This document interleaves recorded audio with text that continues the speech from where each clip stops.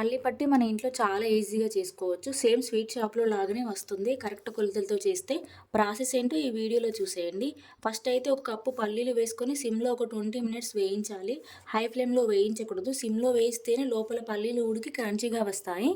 వేయించుకున్న పల్లీలని స్మాషర్‌తో గానీ, చపాతీ కర్రతో గానీ ఒత్తుకుంటే పల్లీలు 2 పీసెస్‌గా అన్నీ సెపరేట్ అయిపోతాయి. పొట్టు చెరుకుని పక్కన పెట్టుకోవాలి. నెక్స్ట్ అదే కప్పుతో కప్పు కన్నా కొంచెం తక్కువగా బెల్లం తీసుకొని కొన్ని వాటర్ పోసుకొని కరిగించుకోవాలి. నెక్స్ట్ అందులోకి కొంచెం నెయ్యి వేసుకొని స్ట్రెయిన్ చేసుకోవాలి. ఏమన్నా డస్ట్ ఉంటే పోతుంది. పాకం వచ్చిందో లేదో అని చూసుకోవాలి. పాకం ముదురుగా రావాలి. మనం వాటర్‌లో కొడితే సౌండ్ రావాలి. అప్పుడే క్రంచీగా వస్తాయి. నెక్స్ట్ అందులోకి యాలకుల పొడి, పల్లీలు వేసుకొని 2 మినిట్స్ సిమ్‌లో కలుపుకోవాలి.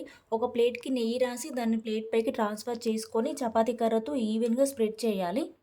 అవి చల్లారాక స్క్వేర్ షేప్‌లో గానీ, రౌండ్ షేప్‌లో గానీ మనకి ఇష్టమైన షేప్‌లో కట్ చేసుకోవాలి. పర్ఫెక్ట్‌గా వస్తాయి. Thanks for watching.